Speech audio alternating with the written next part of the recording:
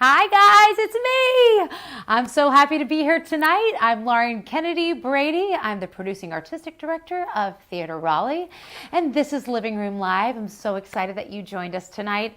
You are in for quite a performance. We are really excited to have Broadway's Samantha Massell with us tonight of La Boheme and Fiddler on the Roof and all kinds of amazing other shows, new works, etc.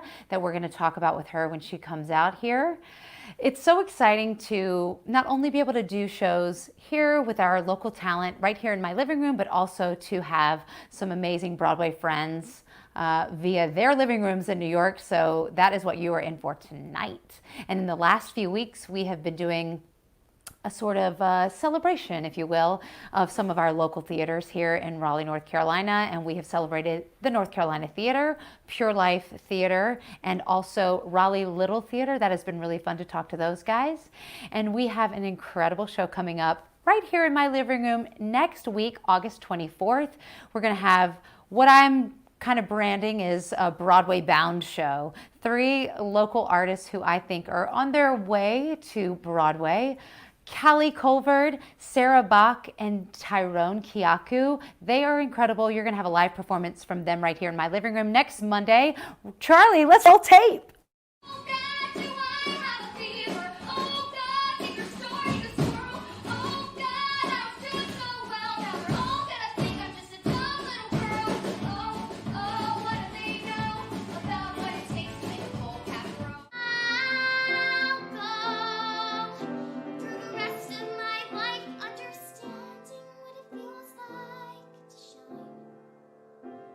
Let it sing.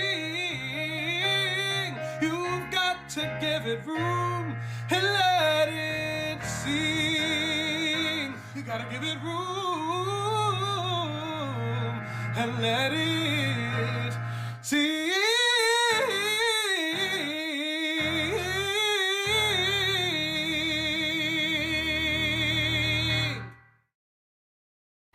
Yes, I cannot wait for you guys to hear them. They're going to be singing live. They're all 3 so incredible in different sort of moments in their career on their way to the Great White Way. As far as I'm concerned, they are Sarah Bach, Callie Colvard, and Tyrone Kiaku. It's going to be a really fun show. Part of why I love being in this community is being able to support artists like them, because this is how I came up. You know, we're going to talk a lot about Sam. We're going to talk to Sam Massell a lot about how she grew up as well, not in the suburbs like us here in Raleigh, North Carolina, but she is a New Yorker born and bred. So that's going to be really fun to talk to her about that experience. Also, don't forget, Sunday, August 23rd, we are going to be doing the Significant Other reunion special. Broadway star Julia Murney is going to be joining us for that as well, along with all of our stars of the show, including Jesse Gebhardt will be here, 7:30 on YouTube, August 23rd. So don't forget to join on that night. Okay, you guys, I'm going to read her bio because she's super impressive. Samantha Massell. She is a New York-based actress who has appeared on Broadway and television, regional theater, and film. She was last seen on Broadway as Huddle in the acclaimed revival of Fiddler on the Roof. Samantha also originated roles in world premieres such as Rags at Goodspeed Opera, where she got the Connecticut Critics Circle Award for Best Actress, The Flamingo Kid at Hartford Stage, and Disney's Hunchback of Notre Dame at La Jolla Playhouse and Paper Mill Playhouse. Samantha made her Broadway debut, Hello, at 12 years old in Baz Luhrmann's production of La Boheme.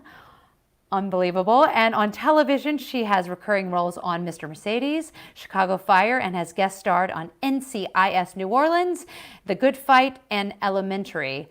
She has a BFA from the University of Michigan. Ladies and gentlemen, Samantha Massell. Here she is. Hi, pretty lady. Hi. Hi.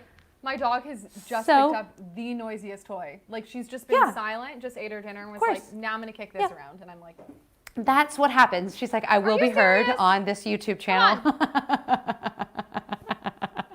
What kind of dog do you have? Tell me all about her. Him. She is, come here. Now she's like, I don't want to come here.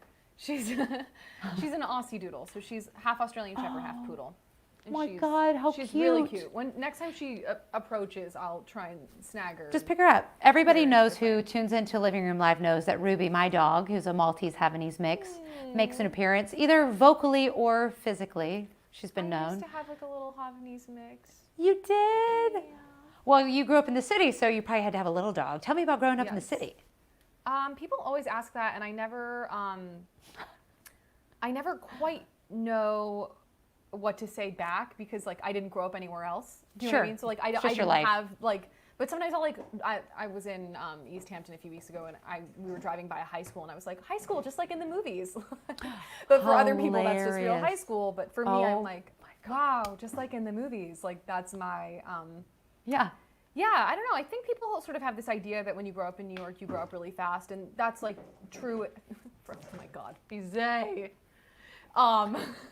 It's both true and not true. Like I Yeah. definitely did take the subway at age 10, and I'm very independent. And I remember like when I graduated from Michigan, and all my classmates, we were, I was like, okay, hold your purse next to you on the subway. Just things that I do instinctually Sure. that other people don't do. But Sure.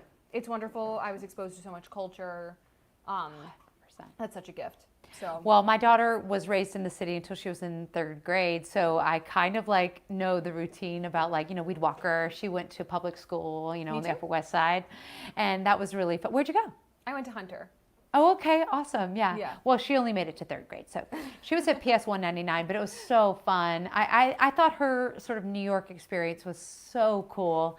And in the end, I didn't really move out of the city for her because she was on a great track and had great teachers and great schools, but it was more because of obviously this career Yes, change for of me. course. And I say there's nothing wrong with raising your kids in the city. I thought it was awesome for her. Yeah, I always react like when people are like, "Oh, I wouldn't want to raise my kids in the city." I'm like, "Ouch!" Like, Oh, I don't it think was- I turned out so bad. No, I think you turned out quite well, and so Yeah. did she. But like, part of it is that it is scary. I think people get scared. Exactly what you said about riding the subway at 10. Yeah. I thought about like, oh, when she goes to middle school, she's going to get on a city bus and go like I don't even know where. So I did kind of worry about that a little Sure. bit. But believe me, there's plenty of things to worry about when you live in the suburbs and they start driving. God, and see, for example, like I didn't learn to drive until I was 20. Exactly. So yeah, just like the movies. I'm telling you, part of like what I thought when we lived in the city is like I don't have to worry about her getting in car accidents. Nobody's driving. She's not going to Yeah. get in the car with some kind of crazy person. Yeah. So anyway, it's got its pros and cons both ways, Totally. but that's pretty cool. So when you went to University of Michigan, which obviously most people know who are in the theater know that that's one of the most coveted schools to go to for musical theater, were you just like I got to get out of the city for a minute and like do something else? What was your Yeah. story with that? So I went to a very academically competitive high school in New York. I always knew I wanted to work in theater and be an actor, but I wasn't really dead set on going to one of those musical theater programs. Sure. I, like most of the kids from Hunter, I mostly applied to like Ivy League schools, and I really had a very clear trajectory. You can see my dog just moving back and forth in the Yeah, I background. love it. It's a star. And I threw in Michigan, NYU, and Carnegie Mellon. I was like, let me do those. It was very important to me coming from the high school that I went to, and just like from my academic background to go to a if I was going to go to a musical theater program, to go to one that was in a real university. Yeah. And Michigan, you can double major. Oh. So I came in actually with a lot of credits, and I was able to walk away with a BFA in musical theater and a BA in English. Oh man. Yeah. Seriously? Yeah, and I got into Columbia, and I was like, I could stay in New York, I could keep studying with my voice teacher, I could go to Broadway Dance Center or whatever. Yeah. But I really, Michigan was absolutely the best place for me. I couldn't have loved it more, and I'm really that's glad I fun. left the city because I was going to end up here. So. Well, yeah, you got life experience doing something out in the provinces. It's also Absolutely. really cold in Ann Arbor. But so was Mark Madama and Linda Goodrich, and I love them The so best people much. in the world. Best Yes. people in the world. I love I knew them. Mark, obviously, at a music theater Wichita when I was in college. That's where Oh. everybody from Cincinnati went to do summer stock. And Oh wait, yeah, I he- forgot your CCM. Yeah, and he and Wayne Bryan were like, they were obviously doing Wichita then, and Mark directed me in so many shows, and he used to coach me for my auditions when I'd come to New York, like I love that that. summer. I just love them so much.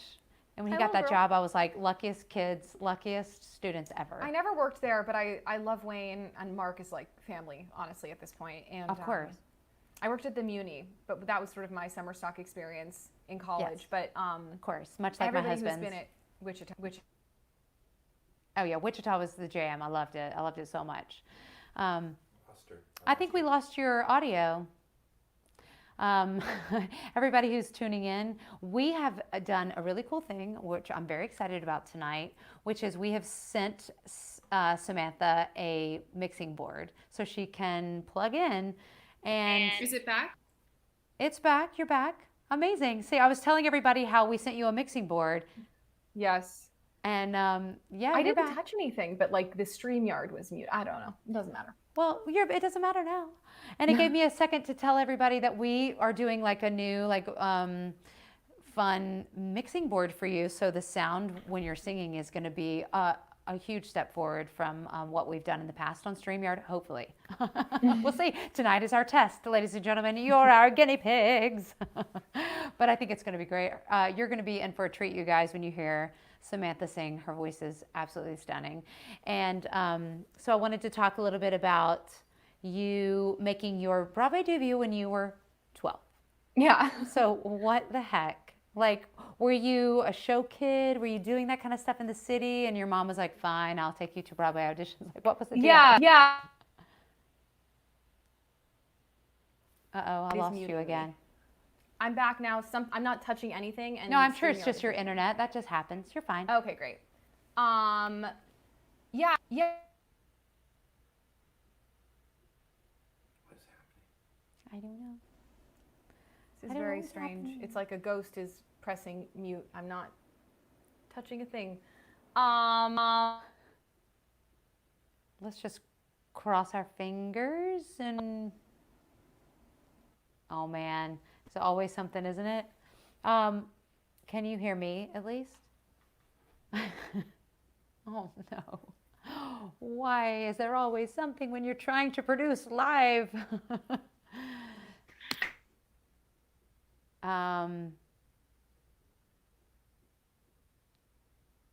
She's got to press It says, so Sam, it looks like you've muted yourself. Can you unmute it? I'm not touching it. It just Yeah, keeps. it's just doing it itself. It's literally the ghost. You weren't kidding. Unplug myself back in, but this seems to now have worked. Sorry. No, it's fine. Listen, it's live theater, baby. And anything can go wrong. Yeah. So Anything can go wrong. I grew up in the city. I grew up seeing kids in Broadway shows. I was really little. I like turned to my mom and I was like, I want to do that. And she was like, what? Like, I was like, I want an agent. And she was like, where did you even hear this word? What is the word agent? So my mom had heard about the New York City Opera Children's Chorus, and I joined that. So I would be in like different operas, different nights, and I have no real passion or attachment to opera, but it was just really a way for me to be on stage. And I had a childhood agent, and I was auditioning for national tours and Broadway shows. And there's actually this great story. The reason I ended up getting an agent was when I was a kid, I used to take this class at the studio on 72nd Street, Ripley 72. Uh-huh. And one day I was going up the stairs to take this class and I heard kids singing Annie on the way upstairs. And I was like, Annie, I love Annie. And I ran and I sat down and they were holding auditions for the remake of the film. The like ABC, they did like a Right. ABC thing. Yeah. And I sat down, I wrote my name in the sign in and I just put down my bag. And my mom was like, what the? And I was like, I am auditioning for Annie. And my I'm mom was like, ambushing humiliated. this call. Yeah. My class went on without me. I just sat there. I waited my turn. Girl after girl went in. And finally, it was the end of the day. And the casting director is like leaving the studio. And she looks out and there's this one girl sitting there. And my mom is like, I'm sorry. And she's like, who are you? And I'm like, Samantha. And she says, do you have a resume? And I'm like, I don't know what that is. Do you have a headshot? I don't know what that is. And my mom goes, she doesn't even have an appointment. And then she says, well, does she know the songs from Annie? And my mom was like, yes. Duh. So she brings me in the room. She kept me in there for like 45 minutes. We sang through almost the whole score. And she walked out and she looked at my mother like she was a criminal and went, you have to get this kid an agent. Oh, man. And that's how I ended up with this agent. Anyway, they Couldn't have were played it better. Yeah, I totally played it. And then Baz Luhrmann was doing this La Boheme on Broadway, and all the Broadway kids were auditioning. And at like callback number 3, we had to learn the Italian, and I already knew it because I had done it at New York City Opera so many times. Amazing. And voila, that's how I. That is incredible. did all Like that. that Yeah. was very like serendipitous that you had already done it and knew it, and you're like, watch me nail this. Yeah, it was great, and it was it was an incredible experience, and there were 16 kids, 8 of us per show. Joe Jonas of the Jonas Brothers was in my cast. Absolutely. Fun fact. And yeah, That is awesome. the spiel. Yeah, fun. You keep up with Joe? yeah, all the time. No. Oh, that is so cool. I love that. That is only in New York can something like that happen. I actually was thinking my daughter did more theater, when we moved back down here to Raleigh than she ever did in New York because there just wasn't anything necessarily to do unless you were working on a professional level. Like there was no like local community theater. Yeah, I say that all the time because I remember actually when I went to college, I didn't really want to tell anybody because I didn't want people to assume, I don't know. And then one of my classmates, we had like a Facebook group. She was like, "Oh my God, Samantha's been on Broadway," and I was like, "Oh God, they're all You're like, gonna oh, think shame.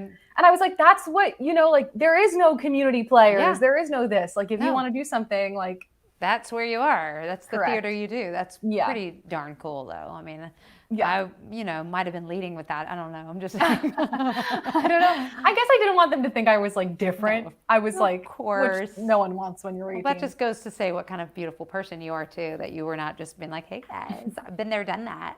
yeah. Yeah. I actually went to school with Ben Wright, who was the original Jack in Into the Woods. And he decided to go and come back to school and get his BFA because he obviously was starring in Into the Woods when he was, at college I age. saw that. Oh wow. Yeah. So He- that was fun. Oh my God. Wow. That's incredible. Yeah. Yeah. I was very impressed.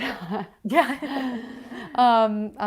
So, okay, you do a lot of new works too. Last week when we showed a video of you, I was looking at all the pictures, and you've done The Hunchback of Notre Dame, which I guess never meant to go to Broadway, but it was Disney's. The make. As she rolls her eyes. No, I mean that's what everybody said. Like, oh, we're not trying to go to New York, but like we just wanted to have this we're life. not going to go to Broadway, sure. No one's trying to go to Broadway.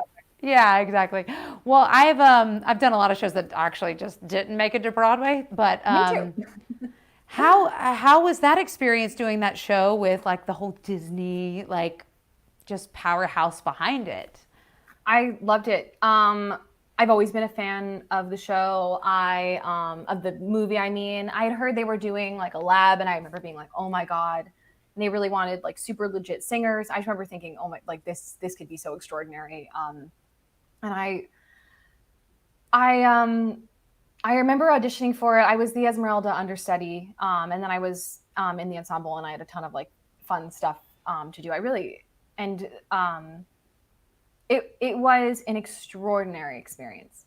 It's one of my all-time favorite theater experiences. Aw. It was an amazing group of people. We were all in California. I felt like I got off the plane and like all of my troubles went away. I was there with one of my best friends from college, was also in the show with me. Nice.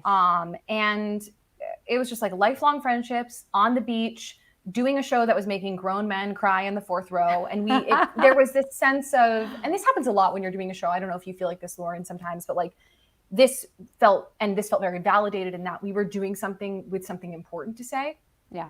Even though it was, a Disney show, like, and I guess that, this had such heft and power and emotional weight.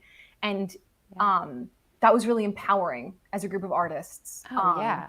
And then to be in the room with Alan Menken and Stephen Schwartz, who are, and Peter Parnell, like it was pretty awesome. That's nutso. I mean, I know my husband said he saw you guys in Hunchback, and he called me that night and he was like, oh my God, Samantha Macel's voice is killer. I just love that so much. So you made quite an impact. Did you also then make an impact on Stephen Schwartz in that production and then worked with him later in Rags, right? Yeah, Stephen, I couldn't be more grateful to have him in my life. He is, sometimes I can't even believe I'm like, oh, Stephen, like not Stephen Schwartz, just Stephen. Like, I'm like, yeah, I remember he was very involved in the casting process for Hunchback. I actually remember at one point there were 2 songs that we had to do in the Esmeralda packet, and one of them was this like sexy number called Rhythm of the Tambourine. And they were like, do something sexy. And I remember I felt very bold. I was like, give me 10 minutes. And I walked outside the room. They brought somebody else in, and I like came up with a thing. I like put a chair down. I like put my leg on it. And anyway, I just feel like I got the job, but I always felt like from that moment on, he was kind of on my team in this great way. Yeah. Not that nobody else wasn't. I just remember that big solo I have in Hunchback that people and the cast recording and like people always sort of the descant solo. I got that because right before our first preview, that was going to be someone in the chorus. We had a chorus on stage with us. Right, I remember that ensemble. And Stephen was like, "Why don't we have Sam do it?" Love it. Like, and I did it, and Nat and I did it on stage, and that was just sort of how that all transpired. Yeah. I'd heard about this Rags revival. Another actress I know, I did a concert with, and her husband had been a part of a number of readings that they had done. And she was like, they're looking for someone. She was like, I think you're it. And I was like, okay. And she was like, can I email the producer? And I was like, go ahead. And she did that. Nothing happened. And I just kept hearing about it. And this is a great lesson for any young artists out there, is that nobody will ever advocate for you better than you will advocate for yourself. So true. I sent Stephen Schwartz an email, and I was like, hi, I never do this. I hear this is happening. I think I might be right for this part. What do you think? And he was like, I'm so glad you emailed me. I think you're totally right. I'll set up an appointment. I'll make it all happen. And he pulled all the strings. I went in that day. They brought back 3 of us a little bit later to sing for Charles and Stephen and Tom Thompson. And that was it. That's amazing. Yeah. And you got it. Boom. Yeah. And he, it's been so special to get to know him through that artistic process. And it was amazing. It's such an important story. It's another one of those stories where you're just like, that story is stunning. And they've rewritten the entire thing. It is truly unrecognizable from the original. Is that right? Oh yeah, they call it the revisal. And there were new songs, and like Stephen Schwartz would come in and have written a new song, and it just felt amazing. And it was the most collaborative process to be in the room with these giants, Charles and Stephen and Tom, Strauss. And to just be like, I think she would grab the bull by the horns at this moment, and then being like, yeah. I was like, I have a seat at the table, and it's the best. That's such a gift. That is awesome. Yeah, I loved it. Oh my God. And yes, you're right. An important story. So gorgeous. Did you guys do a cast album of the revisal or anything? No, they did it. They did one in London. So they did. I've done like a number of readings here in the city, and they ended up recording the London version for. Yeah, blah, blah, blah. But okay, well, is there plans to do it in New York? Is there that, or is it just sort of like on hold, like everything else is? I think it's on hold, like everything else is. Yeah. I am forever optimistic that something will come from that show. It's pretty beautiful. Yeah, that was like one of the shows that was so significant to me when I was coming along. Like, first of all, because I was obsessed with Judy Kuhn. Let's just put that on the table. Who played my mom? I was like, yeah, right, exactly. Duh.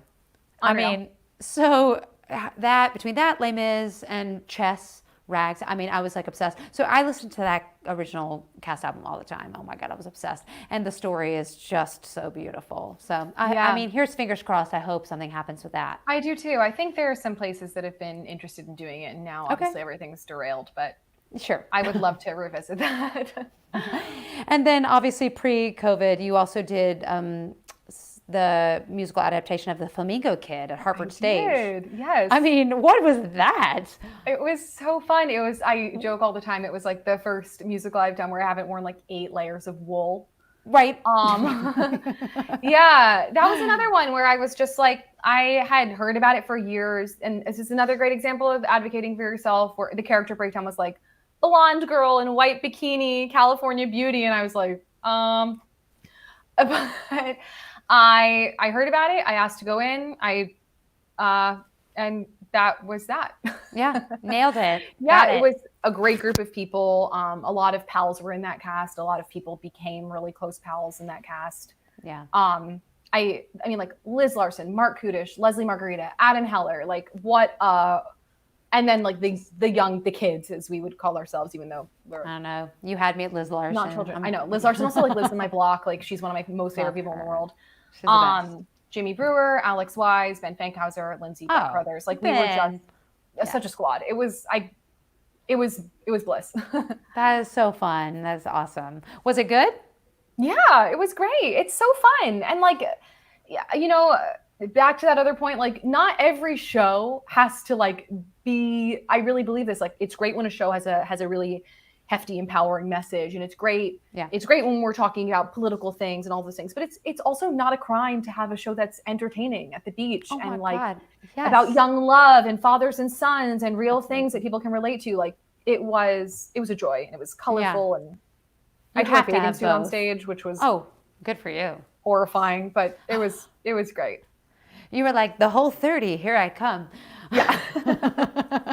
No, I think that's really important to have both, as a matter of fact, because you have to have the variety, and people do want to escape, especially when the times are hard in the world. They want to just go be Yeah. entertained sometimes too. I always feel like people ask that question all the time where they're like, well, why now? Like, why do you want to tell this story now? And like, I hear that, but I don't think every show has to have, you Yeah. know, it can just be something wonderful and heartwarming. It can and just be because it's fun, it can just be because and it's great. people will have a great time. Yeah, I agree. Yeah, there's both. I mean, I love all of them, and comedies has been how I've made most of my career. So I'm obviously on board with that. Yes.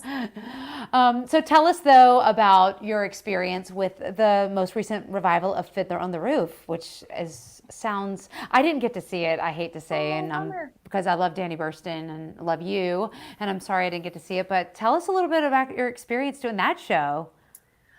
Yeah, it was nothing but amazing. I don't that's a that's a very broad question. I know, I'm sorry. No, it's fine. It was amazing. It was to work with Bart is the director. Sure. Was an absolute dream come true. He's a real actor's director. And to be in the room with Danny and Jessica Hecht, I mean, Come on. also Jessica everyone in my Hecht. like all my neighbors too, which is so funny. We all live in like the same tiny radius of blocks. Of course, that's how it They works in New are, York. I mean, real. It's a real family. And my sisters, it was a real family. Al Silver and Melanie Moore. Oh, yeah. Yeah, it was. Fiddler was one of those shows like Annie that had a huge impact on me as a child. Like I'd seen the movie a gajillion times. People would come over to dinner at my house when I was a small child, and I'd be like, "Okay, everyone, like I'm going to perform Fiddler on the Roof now." Like, that was Seriously? just yes. It was just it. You know, it was a very intrinsic part of my identity growing up as a Jewish New Yorker. You know. Yeah, I'm sure. As you can imagine, I didn't have so much an experience with Fiddler. By the looks of me, sure. it was not something I was cast in ever.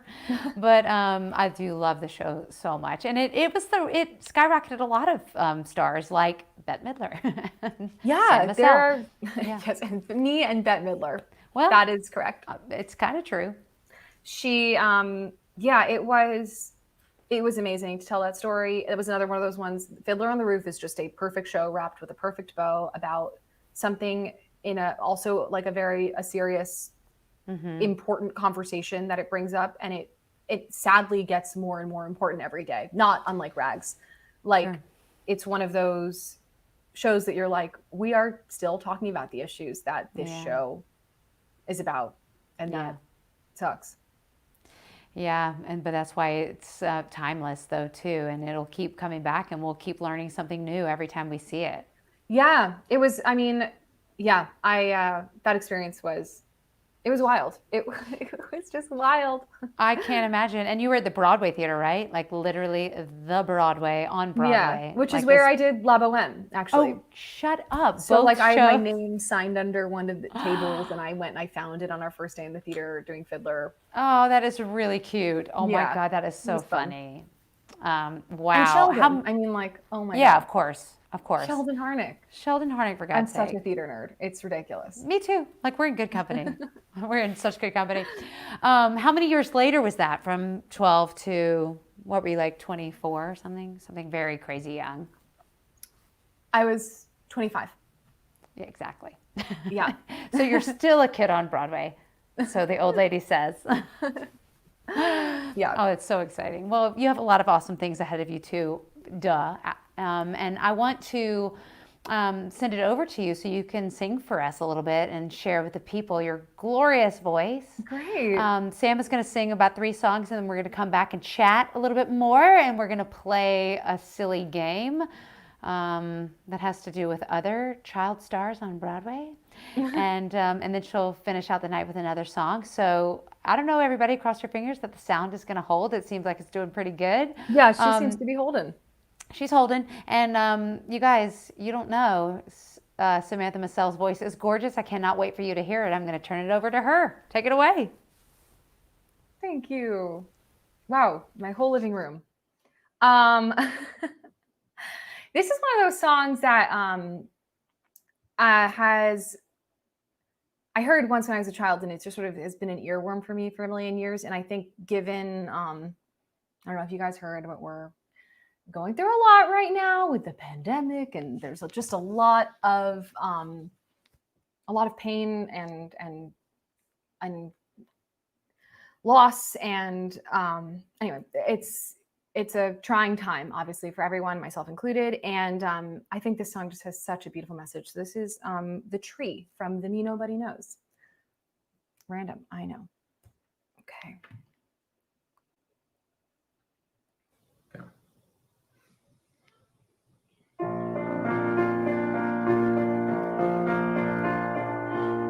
This man I know has an apple tree he's hoping will grow day after day.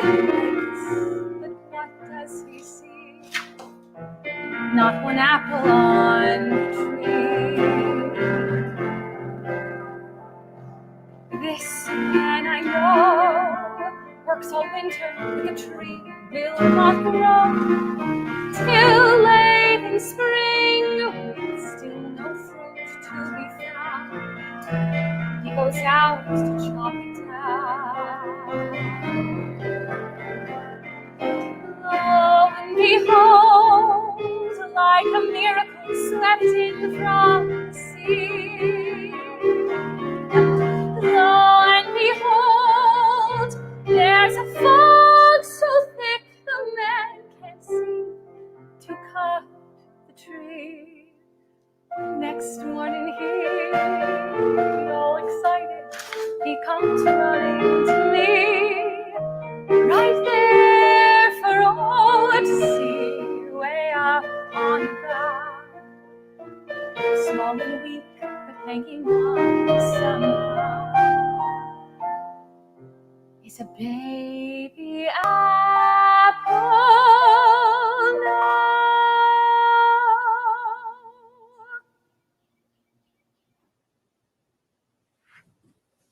Okay. Onwards and upwards.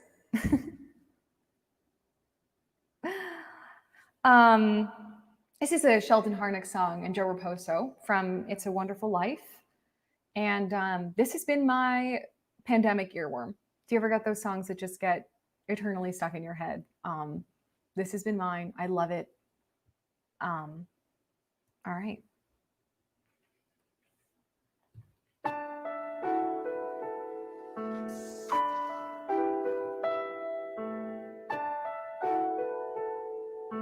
Come over here.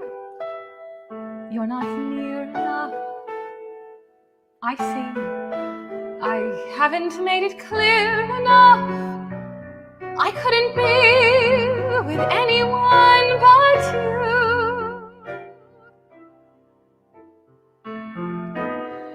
With other men, I wasn't free. I don't know why. Oh, I was free enough to laugh, but not to cry. Well, I've laughed with you, and I've cried with you, and even on the days when I collide with you, you're the only one I want to be with. I couldn't be with anyone but you.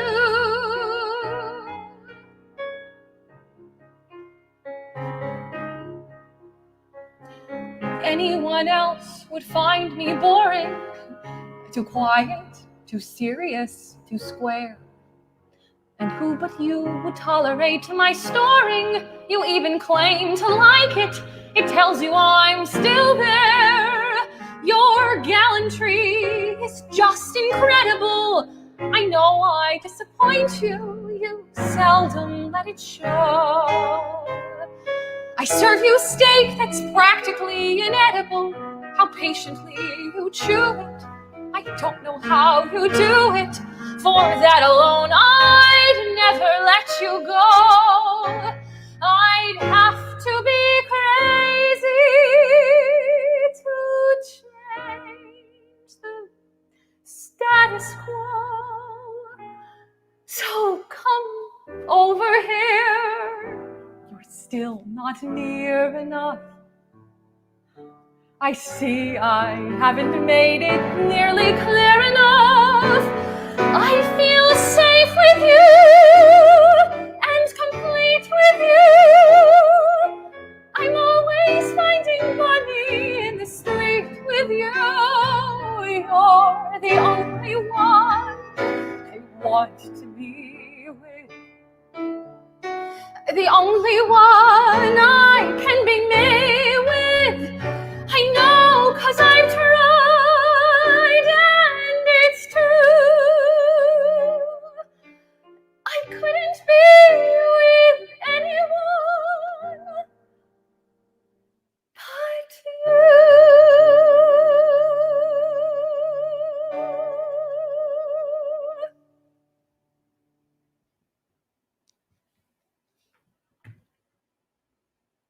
Okay. I think you might know this one. I hope. Not gonna say anything, but we have talked about it. Okay.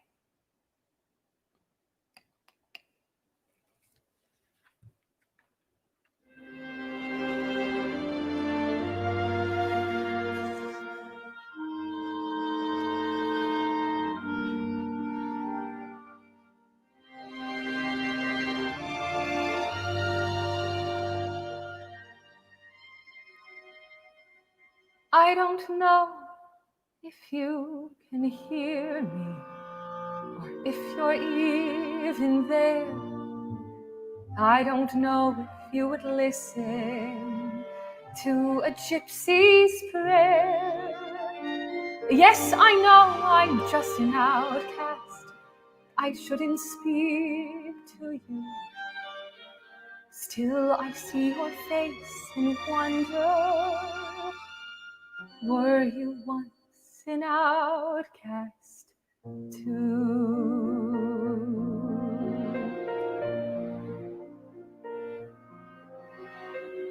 God help the outcasts, hungry from birth.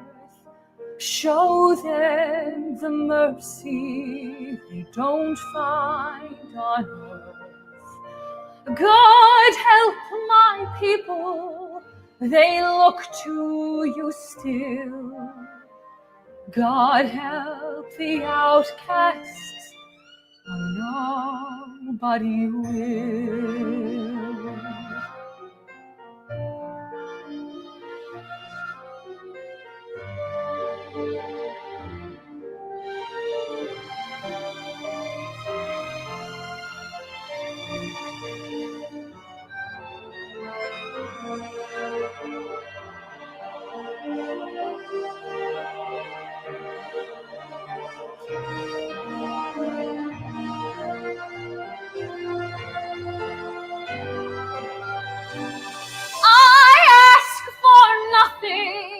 I can get by, but I know so many less lucky than I.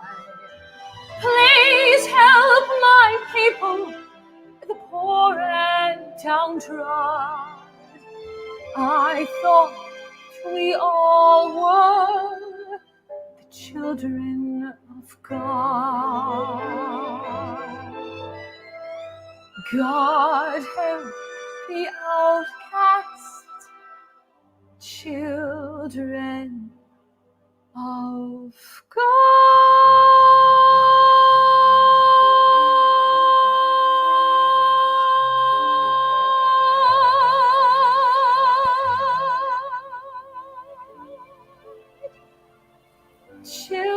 Children of God.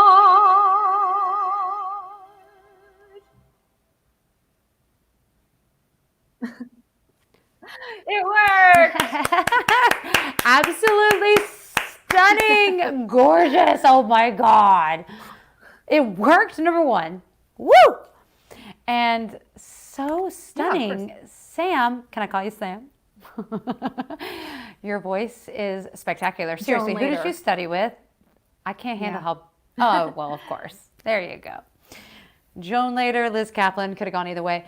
So stunning. Oh, Oh my thank you. God, you sound amazing. You have obviously an incredible history, and you are a veteran since you have been on Broadway for many, many years already. But what a glittering, beautiful career you have ahead of you as well. It's so exciting. I'm so excited for you. No, for serious. For serious. Who were your the people that you sort of like wanted to emulate and you know inspired you as an actress and a singer? Probably, I mean, like Laura Benanti is Yeah, I sure. love her. I also know her, but I'm still like, my hero, I love you. Yeah, right. Kelly O'Hara, Sutton Foster, those were when I was in Sure. high school, those were the names that were extremely important to me. Yeah. But I'm like the biggest Broadway nerd. So I like right behind, you can't see, but behind the computer, I have like Broadway records hanging up. Like, That's awesome. yeah.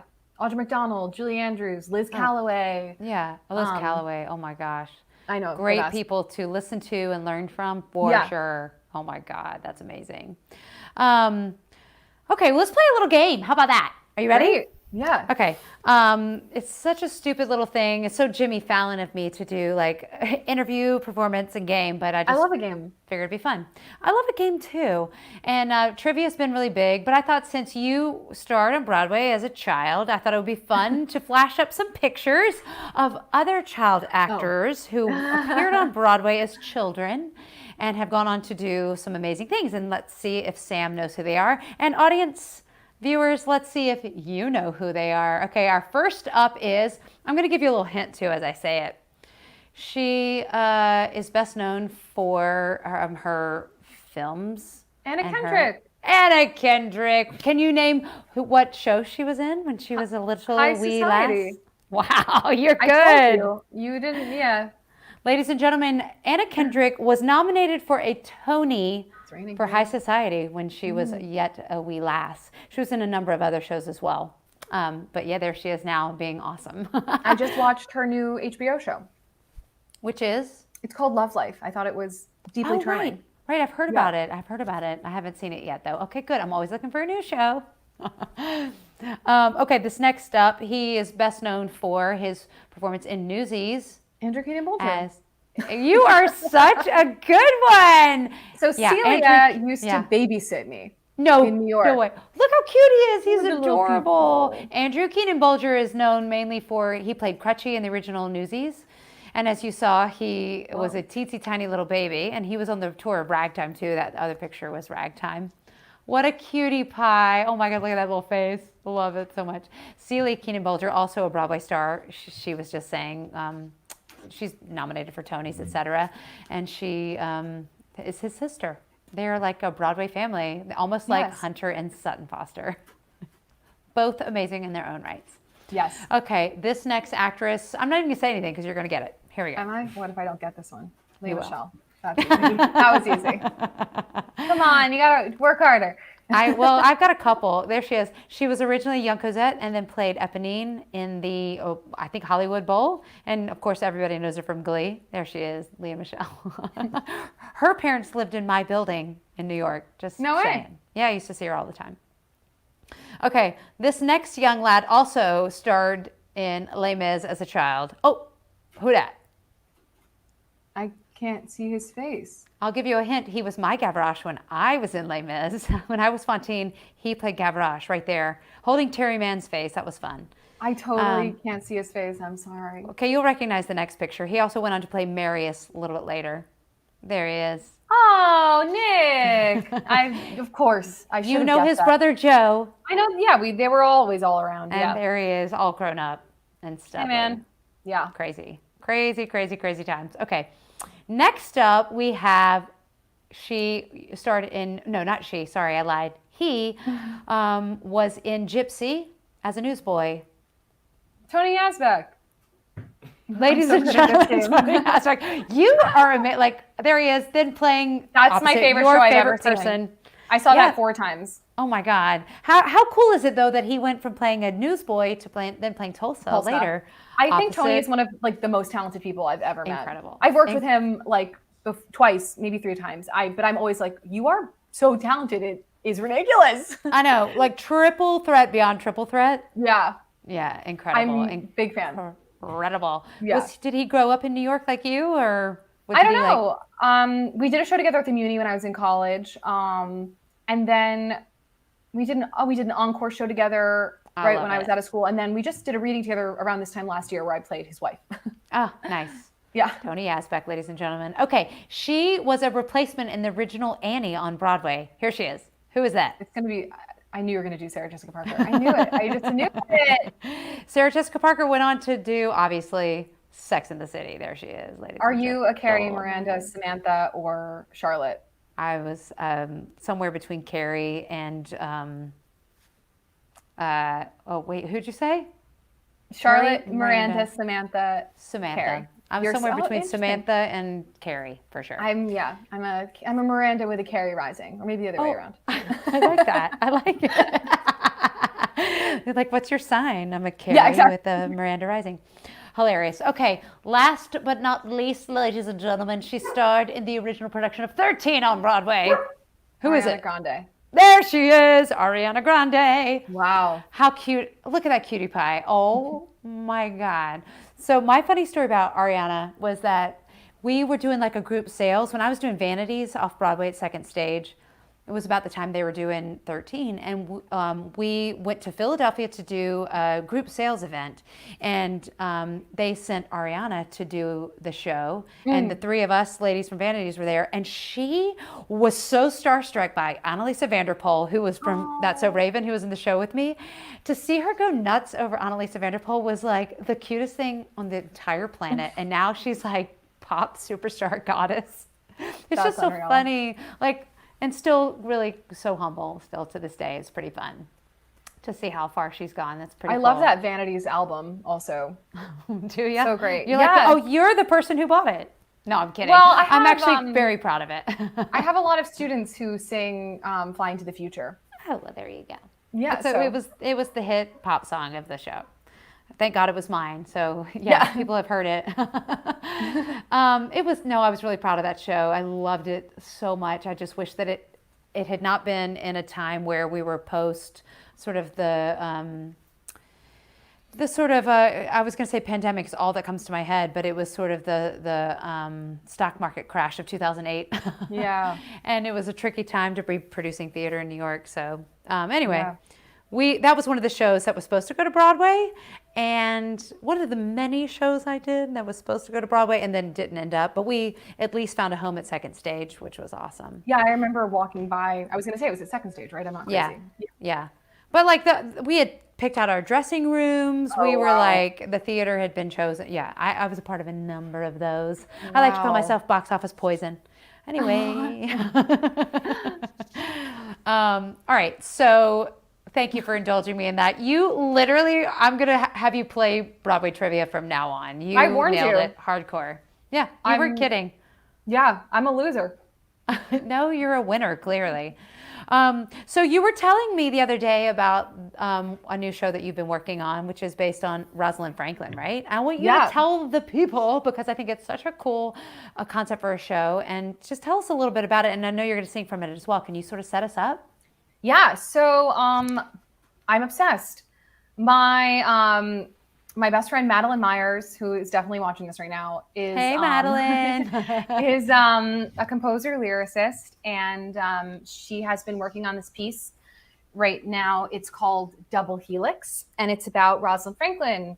Who's Rosalind Franklin, you ask? I did not know until she illuminated it to me. And now that I know, I'm like, how is this not something everyone knows, right? Right. So in post-World War II England, and really around the world, there was sort of like, I call it like an arms race to discover the structure of DNA, which is by all means considered the greatest scientific discovery of our time.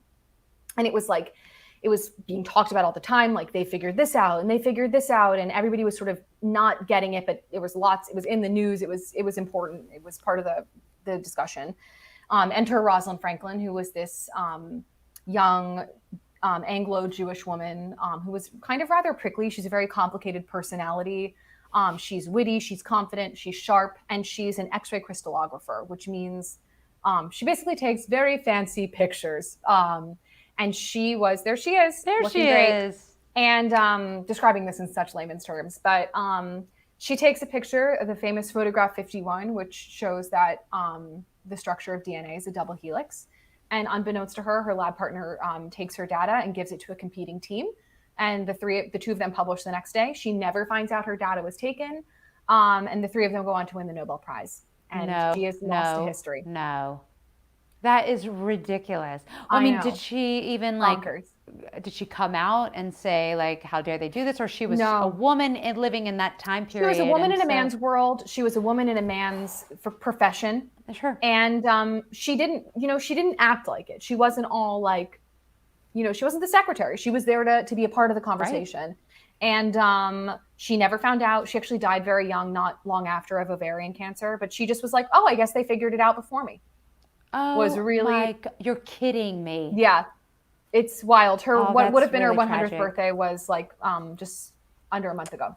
Oh my God, that is super tragic, because it would have been different if she could have fought for her intellectual rights for that discovery, but she didn't even know. Is so heartbreaking. Yeah, and I mean, yeah. It's what else do you say except And so, how do we not have this happen again? You know what I mean? Like, how do we protect women? Absolutely. I think it's awesome that Madeline's writing the show too. Have you done readings, or did you do it somewhere as a workshop? We've done some readings. We did the last time I sang in public before the pandemic. Can you hear the rain, by the way? It suddenly is crazy. Do you see the fly that's flying around my head right now? No, I don't. Well, I've swatted it a couple times. People, I didn't know what in the world I was doing. We did a little event for New York Stage and Film. They did a winter event in February, and then we've done a 29-hour reading. It's very much in development. But it's one of those pieces, and it's one of those subject matters. I mean, I can't think of a lot of musicals about women in STEM. And you just see people when they hear it, everyone sort of sits up and leans in, because it's mind-boggling. That's amazing. Well, like I said to you the other day, Theatre Raleigh loves to support new work. So, just saying, if you're listening, Madeline, safe place to do a show out of town, just saying. Yeah. I also really love talking about women making an impact on our world. And of course, you asked the question of how do we make sure this doesn't happen again? And I think it's telling these stories and raising awareness to how sometimes women are not taken as seriously in terms of intellect, in the world of science and business, et cetera. And Absolutely. we just have to change that social norm. That's all. Absolutely. Yeah. I will definitely send you all the materials later. I'd love to hear it, because I love the song. We listened to the recording that you had sent us on 54 Below. I think you sang it. Mm-hmm. But I thought, why don't we just hear you sing it live instead of play a video? Yeah. So why don't we send it back over to you, and let's hear you sing this beautiful song. Great. So this song is, it's called, hey, Lauren, is called Partial Explanation. And it is based off a real quote from Rosalind. I wish I had pulled up the quote. I wish I had done that. I'm going to pull it up right now. How's that?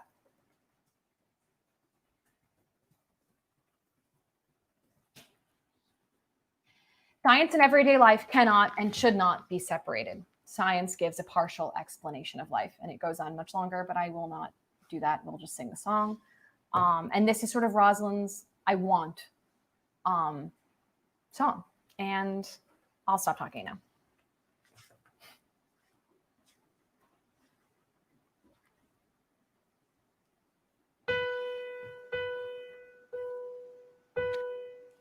Do you ever feel like we're living in extraordinary times, an extraordinary moment? 'Cause sometimes I feel like we're living in extraordinary times, an extraordinary moment. So you say that science is some sort of demoralizing invention of man, something apart from life, not a part of life. But science and everyday life should not be separate. Science and everyday life cannot be separate. 'Cause science provides a partial explanation of life. So I'm looking for the other part. Do you ever feel like your work is so much bigger than you are, so much bigger than this moment? 'Cause sometimes I feel like my work could be much bigger than I am, so much bigger than this moment. And although I'm enraptured by structures, I'm looking beyond the lab, searching for the part of life, the very heart of life. See, science and everyday life should not be separate. Science and everyday life cannot be separate. I'm partial to a total explanation, not just a partial explanation of life. That's why I'm looking for the other part.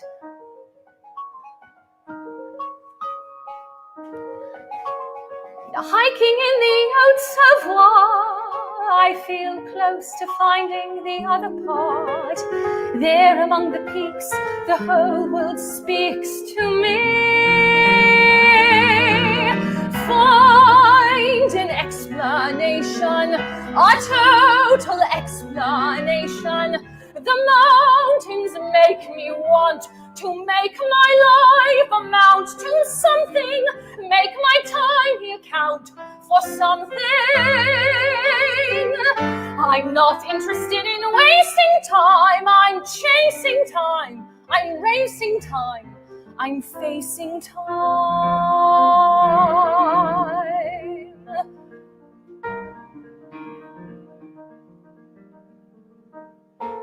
Do you ever feel like you're close enough to see the things you want, like you could see them in this moment?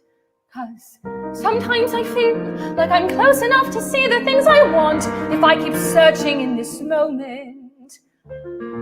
I can't stay, not when life's calling out to me. Find the other part, the part of life that will start my life. 'Cause science and everyday life should not be separate. Science and everyday life cannot be separate.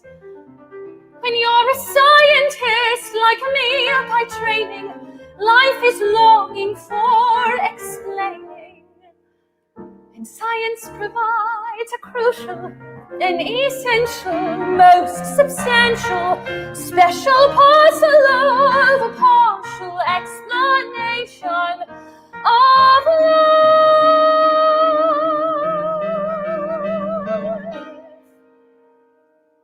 And I have to find the other part.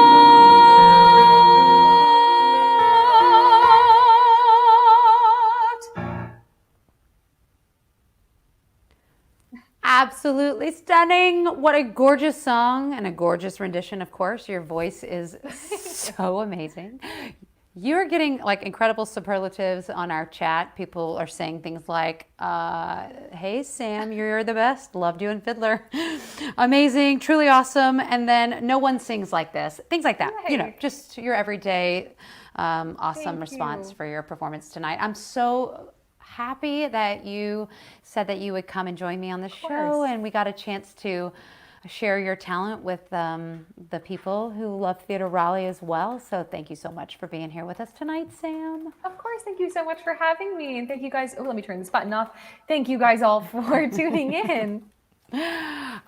You are such an awesome person, and I can't wait to see you again. And I would love for you to come and work at Theatre Raleigh, you know, all those little things. Absolutely. Maybe when you are not working on Broadway, you can come and play with us. And maybe you can Sign come play me Rosalind up. Franklin at some point.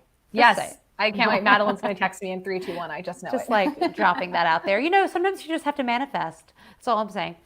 But thank you so much for being with us tonight. course. And I hope you're well. Please stay safe up there. And Back at you. your dog is hilarious in the back. How You he see made her sitting on the chair? Well, yes, she came and joined you in the middle of that song. It was absolutely adorable. Anyway, Of course. Anyway, love you Thank so you. much. Thank you, Love you thank you, too. thank you, and be well. And we'll see you soon. Okay. yes. All right, you guys, you just got it from Sam Massell. She sounded incredible. We were so lucky to have her join us tonight. We have, like I said, next week on Living Room Live, we're going to have Tyrone Kiaku, Kelly Colvard, and Sarah Bach.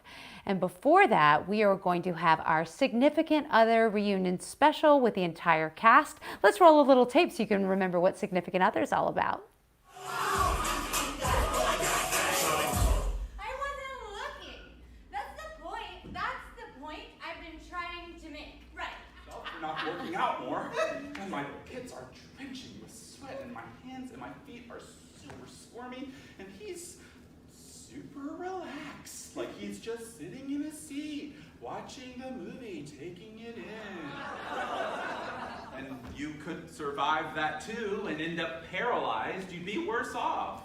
What I'd like to do is take some pills, but I don't know which ones. How does that work? Easy. Just get up from the laptop and walk away. Get up from the laptop and step away. Step away from the laptop. Sir, you need to step away from the laptop. Put your hands in the air. You see them? Up. Do not hit send. Do not hit send. Do not hit send. Do not hit send. Do not hit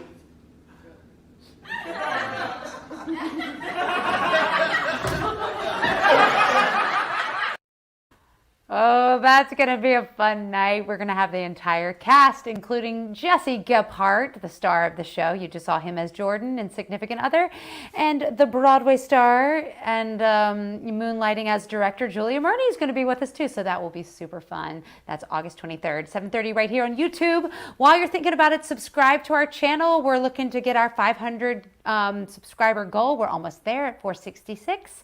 So if you want to see more of what we're doing here on YouTube, check us out, subscribe. And if you feel compelled, donate to Theater Raleigh, because we're not charging tickets for these events and we'd love to have your help get us through this pandemic. But really, more than anything, thank you for joining us tonight. Sam and I both were really happy to have you here with us, listening to our crazy Broadway stories and hear her beautiful performance. Please stay safe, you guys. Wear your mask so we can get back in the theater, and I will see you very, very soon. Night, everybody. Mwah!